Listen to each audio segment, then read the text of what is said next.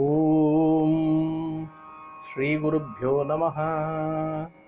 தென்னாருடைய பெரியவா போற்றி, என் நாட்டவர்க்கும் இறைவா போற்றி. சர்வஜா சர்வவியாபி பெரியவா சரணம். மாயப்பிறப்பருக்கும் மகா பெரியவாடி போற்றி. ஓம் ஸ்ரீ மகாமகணபதயே நமஹ. ஸ்ரீ சந்திரசேகராமிர்தம் அமிர்ததாரை 1218. தெய்வத்தின் குரல் 5ஆம் பாகம், அத்தியாயம் ஸ்ரீ சங்கர சரிதம். இதன் இன்றைய புதிய தலைப்பு கௌடரின் பிற்கால சரித்திரம். இதன் முதல் பகுதி. கௌடர் பிரம்மரக்ஷஸாக மாறினார். அப்படியே காற்றிலே பறந்து போக ஆரம்பித்தார். கௌடர் கௌடர் என்று அவர் பிறந்த தேசத்தை வைத்துத்தான் பெயர் சொல்லத் தெரிகிறதே ஒழிய அவருடைய நிஜ பெயர் தெரியவில்லை. அரியக்குடி செம்மங்குடி என்று சங்கீத வித்வான்களில் இருப்பது போல ஆச்சாரிய புருஷர்களில் கௌடர். ஒரு காரணம் தோன்றுகிறது. அவ்வளவாக புத்தி பிரகாசம் இல்லாததால் இவரை குறிப்பிட்டு பெயர் சொல்லி பேச எதுவும் இருந்திருக்காது போல் இருக்கிறது. 100 101 என்று இருந்திருக்கிறார். பாவம், இந்த லட்சணத்தில் தூரதேசமான கௌட தேசத்திலிருந்து வந்திருக்கிறாரே என்பதை நினைத்து கௌடர் என்றே குறிப்பிட்டிருப்பால் போல் இருக்கிறது. அதுவே நிலைத்து விட்டது. பிரம்மரக்ஷஸாகிய கௌடர் காற்றில் பறந்து நர்மதை நதிக்கரைக்கு வந்து சேர்ந்தார். அங்கே ஒரு அரசமரம் இருந்தது. பழமை வாய்ந்த அரசமரம்.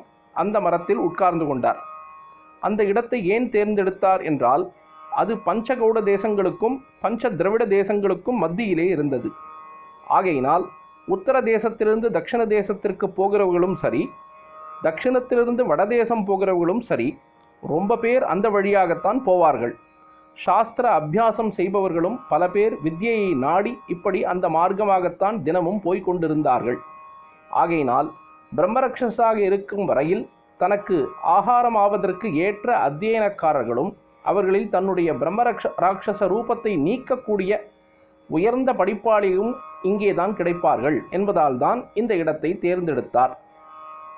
அங்கே விருட்சத்திலே ஏறி உட்கார்ந்து கொண்டு வழிப்போக்கர்களை கூப்பிட்டு கேள்வி கேட்பார்.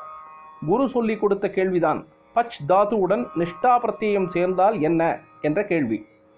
ரொம்ப நாள் அந்த வழிப்போக்கர்களில் எவருக்கும் இவருடைய கேள்விக்கு சரியாக பதில் சொல்ல தெரியவில்லை. இவர் அவர்களை அடித்து போட்டு ஆகாரம் பண்ணி வந்தார். ஒரே மாதிரி ஸ்பெல்லிங் உள்ள வார்த்தைகளை எல்லாம் ஒரே மாதிரி உச்சரிப்பு, அதாவது ப்ரொனவுன்சியேஷன் இல்லாமல் மாறுபடுவதை இங்கிலீஷில் நிறைய பார்க்கிறோம். பியூடி என்பது பட் என்றும் சியூடி என்பது கட் என்றும் ஆகிறது போல, பியூடி என்பது பட் என்று ஆகாமல் புட் என்று ஆகிறது.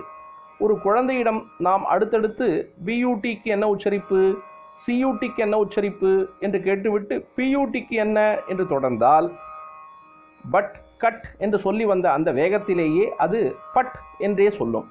ரொம்பவும் பரிச்சயமில்லாத விஷயமானால் குழந்தைதான் என்றில்லை, பெரியவர்களுக்கும் கூட இப்படி குளறி போய்விடும்.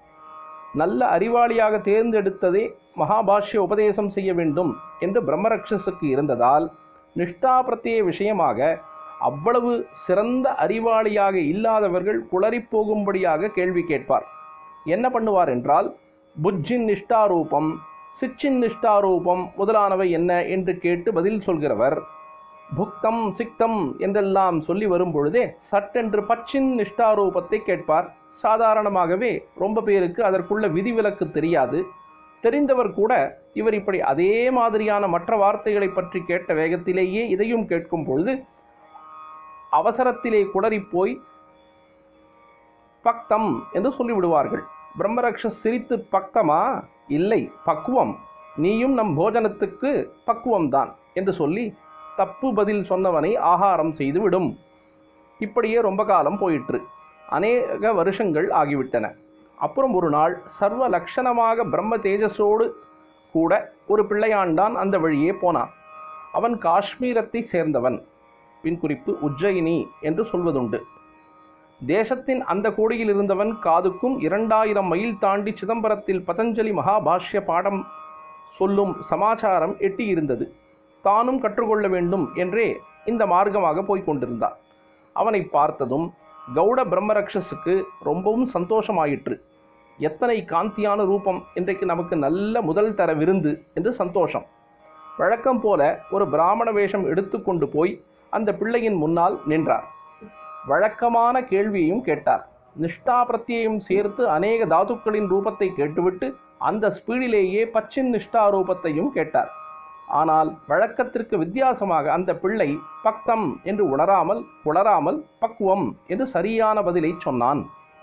அப்படி அவன் சொன்னதால் இவனை ஆகாரம் பண்ண முடியாதே என்று கௌட பிரம்மரக்ஷஸ் வருத்தப்பட்டதா என்றால் படவில்லை.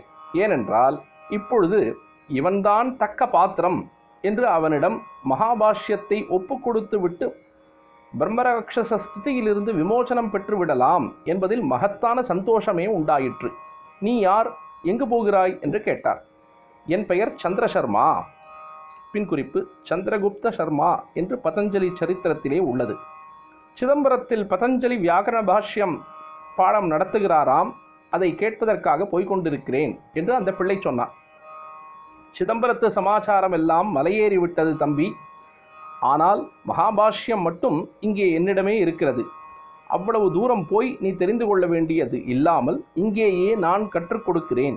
இந்த பெரிய நிதியை பெற யோக்கியதை உள்ளவன் வருவானா என்றுதான் வருஷக்கணக்காக காத்து கொண்டிருக்கிறேன். இன்றைக்குத்தான் சரியான சிஷ்யனாக நீ வந்து சேர்ந்தாய். பதஞ்சலி மகர்ஷி என் ஒருத்தனுக்கு மட்டும் தந்த நிதியை நான் உன் ஒருத்தனுக்கு மட்டும் கொடுக்கிறேன். உன்னாலும் உனக்கு அப்புறமும் அது பல பேரிடம் பரவட்டும்.